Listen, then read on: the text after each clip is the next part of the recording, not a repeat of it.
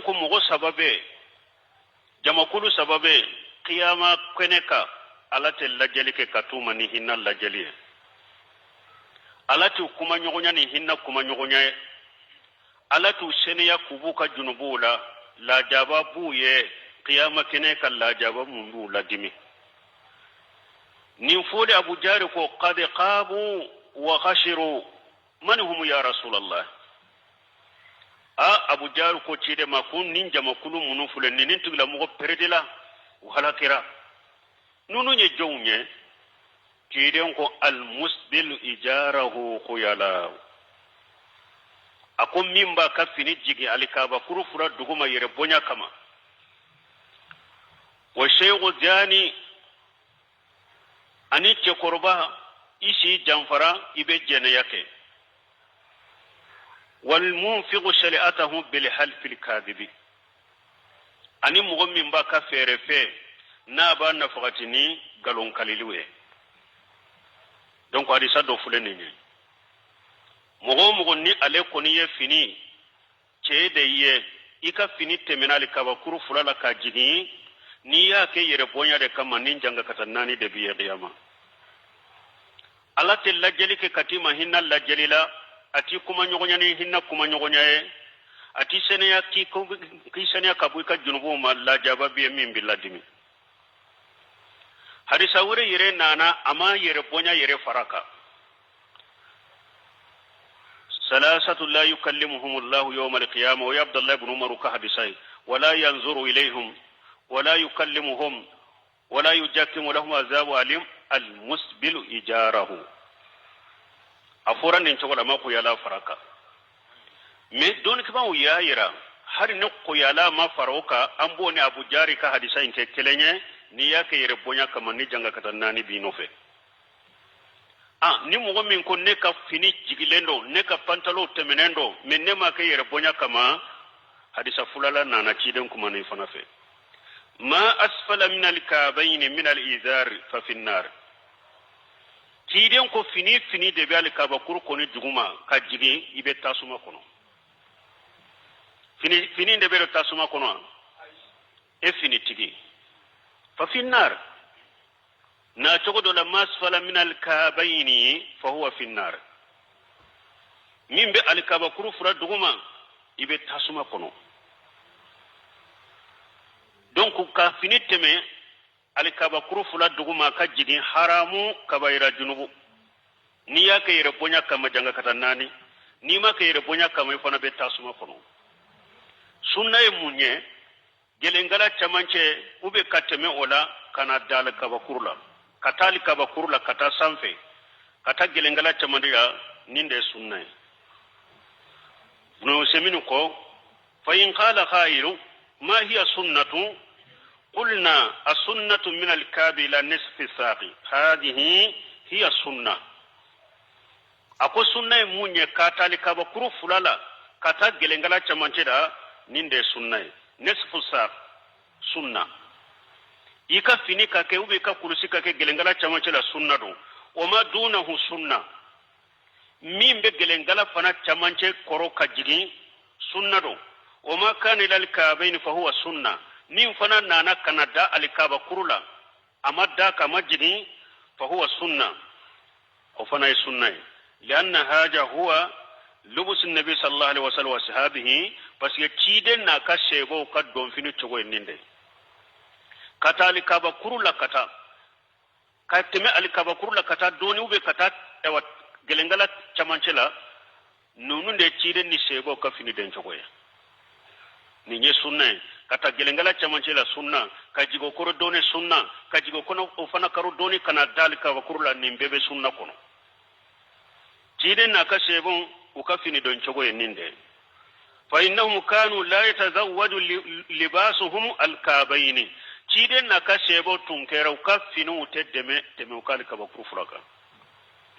walakin yakunu ila nisfi saqi aw yartafi'u qalila ukafinu tumbeke gelengala chamanche de la ube abe kurta katemo ka doni yere o ma bayna zalika kulluhum min sunna fingo fembe uluni nyogoncho beye sunna imbalmaw hemme balmaw qatiru jidda danje jumamba an bolo fini be fufulende cew bolo illa marahim rabbi ni ala hinna mo kelen kelen mani ulute cew ka fini temenende do abeta be fufa nofe abi ali kaba kurufura duguma nunu kanto kulu makere bonya kama dufule ka hadisa ufa musisa na ya soro ya kere bonya kama janga kata nani biye na ya soro ite imaka yere bonya kama fa huwa finnari abe haramu akera yere bonya kama amaka yere bonya kama do abe haramu abe kabaira junubu menna akera yere bonya kama janga kata be bonya kate menna amaka yere bonya kama men fula be haramu be kabaira junubu do be to ka della ke munye ko tuma mi cide nyen ni hadisa fo masfala min kaben fa huwa finnari ani man jarra sawbahu quyala qolati kuma nyogonya ko man temina hadisa minka ni aka yere bonya kama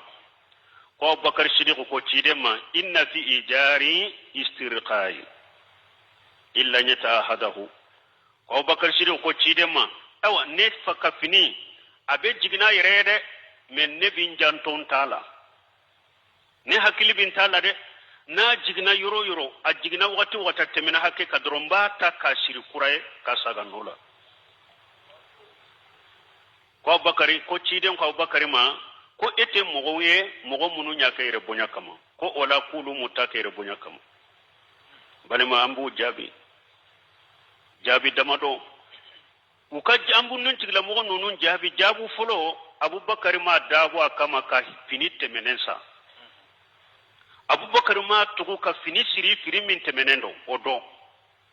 abubakar ka fini be hakedela e ma mesisa ciden na ka sego ka finu bu gelengala chamancera ube ka jigo koro doni ube ka paka teme ka yele sampe doni me ciden ka seba site na ka fini be alika bakuru fura duma sego ka fini den chogote abubakar ma tugu ka fini siri min temenendo abubakar ma tugu abubakar ka fini be hakedela me fini wakati dora niye tafe siri ni tafe yugubara abe jigi misali la ni mugo min ka kurusi juru be ke kurusi kono kasiri ni ka kurusi juru yugubara abe jigi ga te jigi har na ya sira be al ka bakuru fura kofe ni jugu yugubara abe jigi o kofe ibata kasiri kabila nola ube ni ka sentiri yugubara ika fini be al ka bakuru fura kofe abe se ka jigi men ni hakili sigi bilala la iba ata sanfe ki ka sentiri siri abubakar tayo nyogona de ama dabo akamade abubakar ma tugu ka fini do fini min temenendo e fana ka fini kala yara kama ya kala akamade e yi tugu ka fini de kala min be teme kale ka bakuru fura duguma min be jigi kale ka bakuru fura duguma e yi tugu ka fini de sa ka do min temenendo abubakar tato chogola de kani ewa i della ka abubakar ma tugu ka fini do min temenendo abubakar ka fini be hakedela me akuni fini de yugubara ko abe jigina yere ko ale ba tasage o ko fa abubakar hakili tumba tala me yala e fana ka kulushi min fufulen bi no fa abika ewa samaraka ayibeka abika semfaraka yala wakati bebi tata abubakar ko na le ta jigina dura hakili bala bata ka saga nola kabila sariya hakela abe jigina yere de ama dabu akama e yita dabu akama de kasa kado iya dabu akama de ka kala kado iya dabu akama de ina abubakar ta kelen afulana cide nye sere yake abubakar ko abubakar mi ta ke bonya kama sere yake raewa yala cide nye sere ke fanai wa kita maka bonya kama wa e mu sere ya soro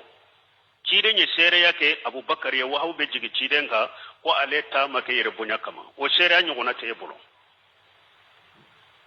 fulana sabana yala bara nyuma chama mimbe abubakar bolo arjanna do sababu chama mimbe abubakar bolo be bolo wa mo tammin ko foro yedde fu nyarama ku be do arjanna ko abubakar be ulula ciden ko mogo mununye ewa mogo keme ani mogo keme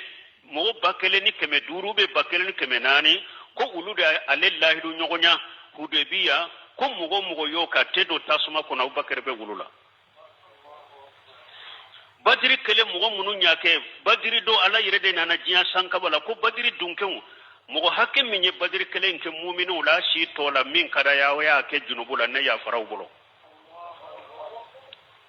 abubakar yo soro be e bolo ciden ko ako arjanna da ye segide sumbagaw da be sargati bolaw da be kafo da segi abubakar ko torate mogo kan ni e mogo min kel wele nin da kelen kelema yala mogo ba soro ni e kelen be wele nin da belawa ciden ko homba jiga abubakar be wele nin da imbela arjanna da segi imbe dondo la misiri kono ciden ko dugu jelo jon sunen da abubakar ko ne ako dugu jele jon ye sargati bo abubakar ko ne ako dugu jele jon tara bo bana batura abubakar ko ne ako dugu jele don tara janaya abubakar ko ne ako nimbaran nani inte fara mo katile kelen kono fo ibe do arjanna obe bolowa hada madun ka sabalisa ayesira alanye silamaw aw munum be musiru kona ba dambe kata silamam ayesira alanye aye finu bila hakila silamiya sare hakim info ewa epi konne ma ke yere bonya kama danke ciren ta foriye a foriye hadisa kono ko ciren ko fini ka bilari ka ba kuru fula ko ta kana jigira duguma iyo hadisa umme ni yere bonya te mun ba to ne te sike ka fini tikere ngoi banna cinya minyere la ciren ka hadisa minyere fore yere e banna ka baraka nai ciren ka kiburu batarul haqq akub do yere bonya yere ki ka wi bacinya mamene ako yere bonya ki bacinya de la an munun be ciden ka hadisa mede ko fini ka ke gelengala chamanci la ce ube kana da alikaba kuru fula ma hari bi etabe jigi abe fufu nofe abi ka samaraka abi ka semfaraka e de yere bonya baga nyemene e de yere bonya baga nyu eni yere bonya tila ko ciden de kwa kanati e ba ke munna batarul haqqal kibru batarul haqq wa khamtun nas yere bonya te fen wore ka cinya nyoni ki bacinya ma e wa be sabali janko munu ufunu temene rawu bena teme mogo nye ku salli mogo tonyo lawde yawye mogo tonyo lawde yade almami ni ka e wa finu temene ndo mogo tese ki nyoni kibo almami yala ibe salli ni sunna mogo nyuma munu be nabu toro ibake ka mogo de tonyo إن الذين يؤذون المؤمنون والذين يؤذون المؤمنون والمؤمنات بغير ما اكتسبوا فقد احتملوا بهتانا وإثما مبينا alakum gomunum be mumuni chema utoro ka mumunu musoma utoro kasuru uma ke wale ke awla utigila mugo ye junubu bata ni galon fin junubu yomale kamado mugo mu ibi dambe kata sunna almamiyama ibina sallini sunna mugo ye ikafinu temeno ye mugo tonyola de muminu chema tonya boga de ye muminu musoma tonyo boga de ye awani alama farika donyuma nabi salle iko ika fini temeno be salli na ya bi ko idusukun kono ci don ko mugo sababe ya ko yomal khamado ako mugo sababe ube salli ni mugo ye almami sababe mugo sababe ka salli tetemu tiloka abu musa gaban mugo sababe kono wa imamu qawmu wa hum lahu karihuna ani mugo kalimami mugo munu bu kalimami ko iyi koni dina ko de fana ka dina de dafalente iyi koni ode ibe salli min ka tette metilo fulaka janko na ta sanfe janko na mina aye sabali islamu aye sabali hari an ka fiqhu kunan ka risala uyen ningeleya sana an ka hadisa ko kalam nya kalan ka risala kolo jendela wa izaru lil muslimu ila nisfi saqihi ko islama ke kapini akaki gelengala chamanceda abu risala kilen kono fana وإزار المسلم إلى والنصف ساقيه وما أسفل من الكعبين فهو في النار كسلama kefini kaki gelengala chamancela komi fengo fenjigina gelengala duguma koy abe tasuma kono awa kabaira junumu de do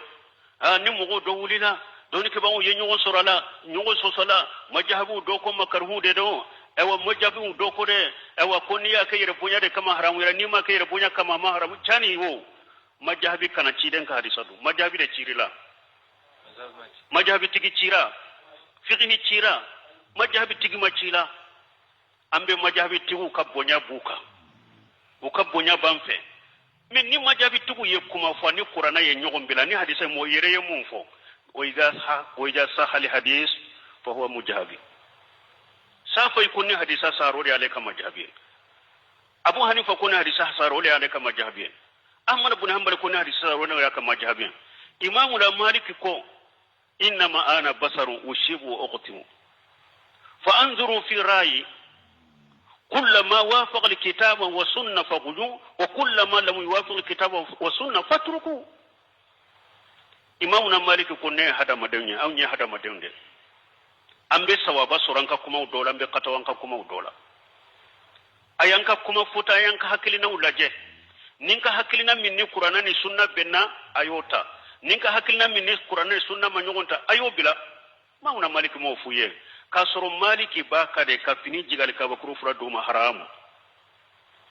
akakala ndo nyode do akama jabila ewa risala kono donc silama ya janta wirela dina tese katala soso kaw anu wulida ni ala soso mi ewa misemani mude fini ko ni fewo ankate mo mo de be ala soso ko be baraka soro mo de be ala soso ko ala be edeme mo de be ala soso ko jugu be siraela mugodi be ala soso ko jugu be etoyewa ni ay kumasuli be silama ko fe muretew ko nya qur'ana ni hadisa inde bila anya qur'ana ni hadisa inde bila kiden ka shebo tabi tabuna iyeto doro kafiri boli jabe tige munna uka ala bato anu ka kiden batoli iye doro jabe tige me munna kafiru be yele awulade ni awde ye kafiru ya jabe tige ala soso munun kalli man yadda falin do katemi auka ulu ya ciden soso yoronin kele kuto marakaka kuto kelela kuni ala jugu sor uni ala jugu be nyogona unu yere jugu be nyogona uye ciden soso li kelen kala yella sundima uhudi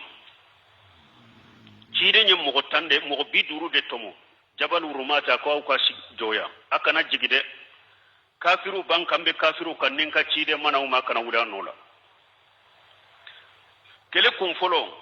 muminu ala tabu bolo ciden tabu bolo ala yisrenya bu bolo ala yudeme uye kafiru faqa kafiru kuma siraka boli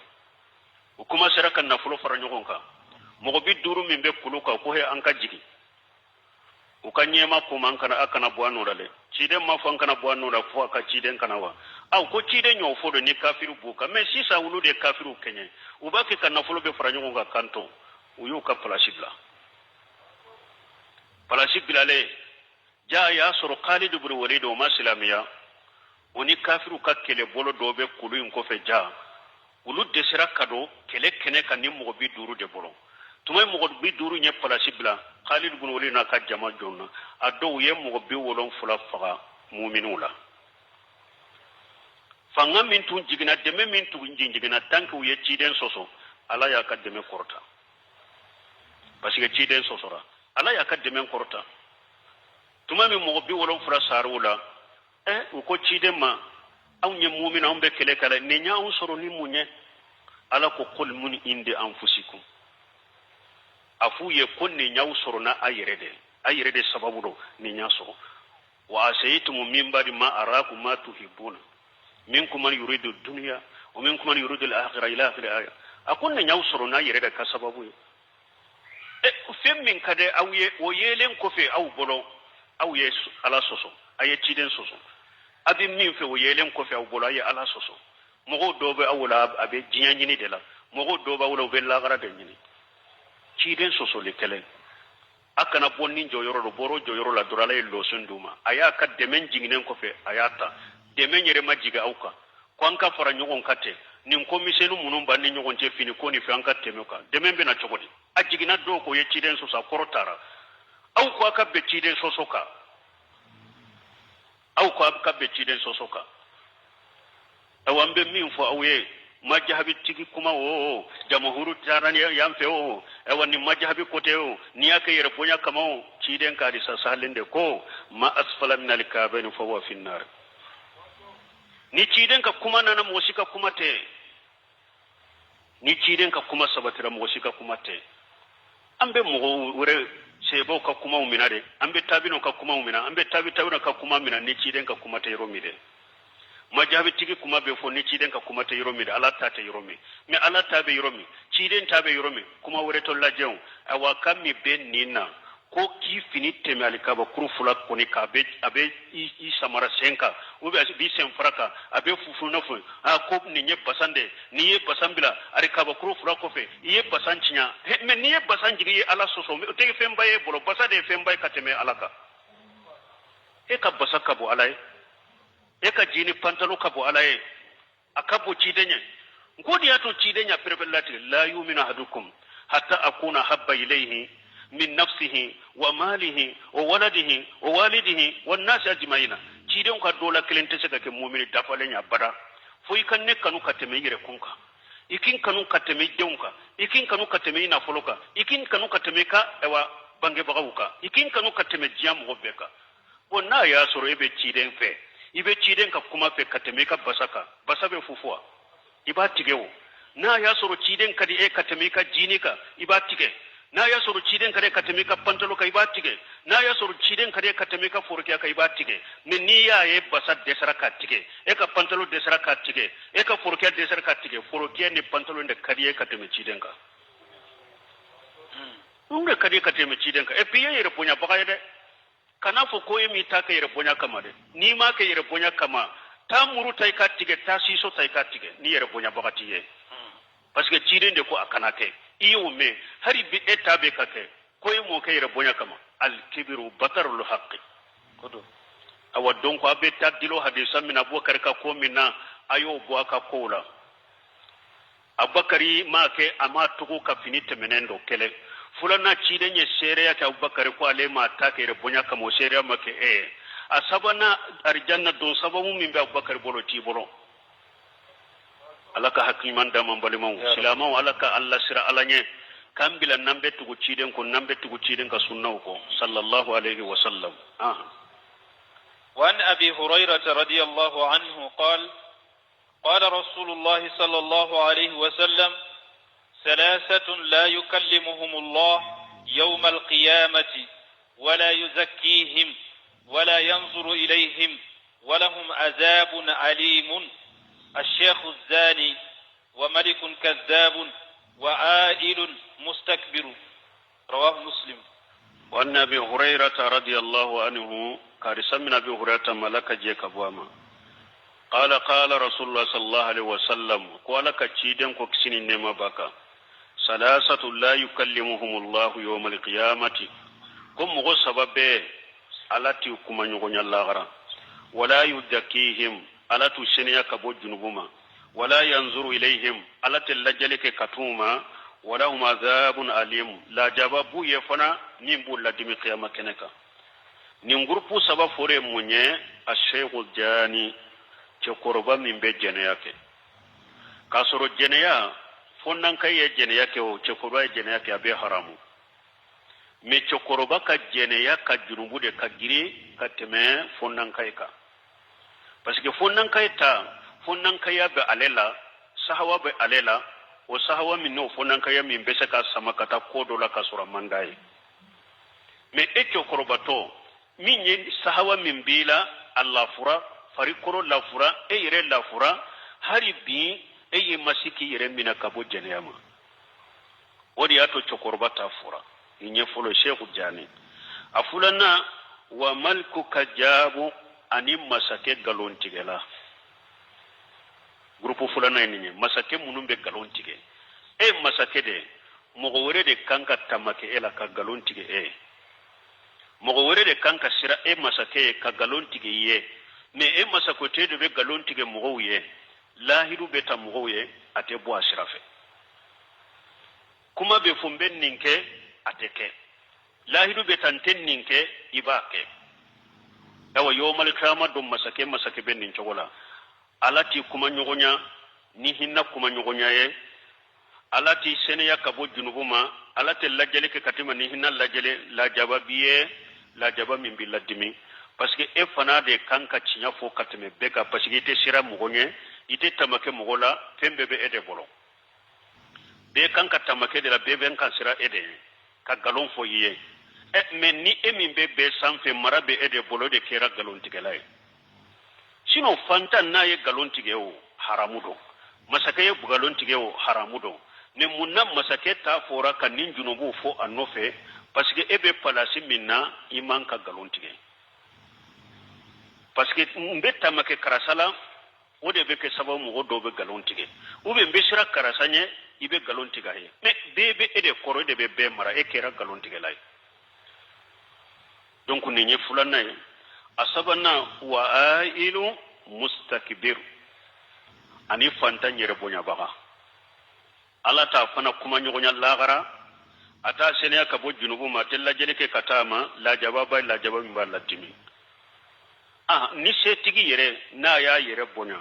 setigi yere bonya baga haramu do de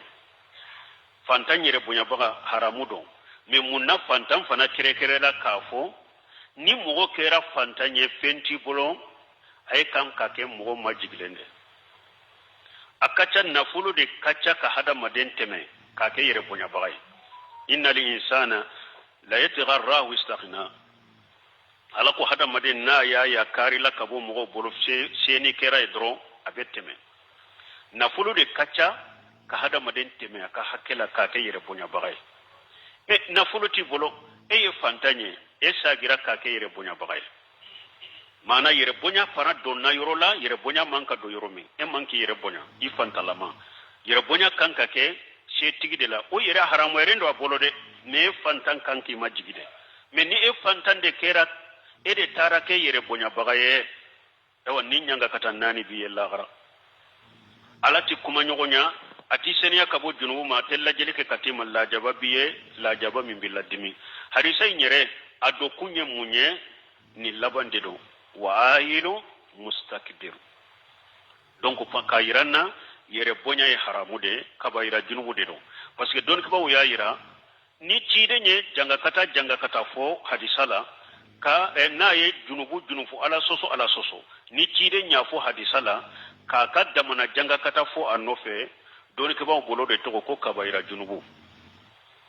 ni qur'ana ayali ala soso fo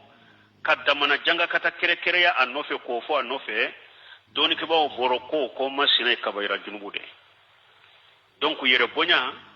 janga kata kere len fule ka fo anofe ko alati laje ati sene ka bo junubu la ti kuma nyonya la jaba dimine biye donc o ya yiranna ko yere bonya ikera fantayo ikera setigiyo yere bonya ye junubu de kabaira junubu de yere bonya وعنه رضي الله عنه قال قال رسول الله صلى الله عليه وسلم قال الله عز وجل العز إذاري والكبرياء ردائي فمن ينازعني أذبته رواه مسلم. وعنه قال من أبي هريرة رضي الله عنه كان ألك جيك بواما قال رسول الله صلى الله عليه وسلم قال كتشيدن كو كسنما باكا قال الله أجا وجل كو ألاكم مسمين كبكورتا لندو وبافو نندما كو حديث القدسية كو حديث القدسية حديث القدسية ويدي تشيدي ألا ديا أمانا فو تشيدن بافو دي ألا قوتن amana ana kuma wobila kata cidema wodi ato ne cidembe hadisul qudsiya fa ba fo qala Allah ta'ala donc o ya irana hadisul qudsiya Allah fujun ana amana abibu ala de fe kana cidema me ciden de ba lakale me qur'ana af ala be qur'ana fo de jibrila bina fo cidenye ciden ba fo sallallahu alaihi wasallam mengo hadisul qudsi difference bani qur'ana ni nyogonche qur'ana fule tiru kere lembe tiru dobe munun kere ni qur'ana muazziya de hada madawunye hada maden ci tese kana ni qur'ana nyogonai ala ko kafiru kana ni qur'ana nyogonai udesera ala ko kana ni soratanye udesera ala ko kana ni sora kelenye udesera ala ko kana ni hadi ewa kuma kelenye udesera awa qur'ana ate daga janaba toye wa annahu la yazuju li junubi an yaqra al-qur'an ate daga janaba be mu'minna ika qur'ana kala ni janaba bilay ba fe kana qur'ana kala beti kode ni be yoro mi jite ube jibe mi bana do bila ite seki ko ibe tayammamu ke me ite sika qur'ana kala ka janabatu ila salli te sika sa wanna salatan la tasihu ija qara al musalli min al qur'an anna salatu la tasihu qur'ana kire fendo ye munye salli te saha ni salli baga ma qur'ana kala ka salli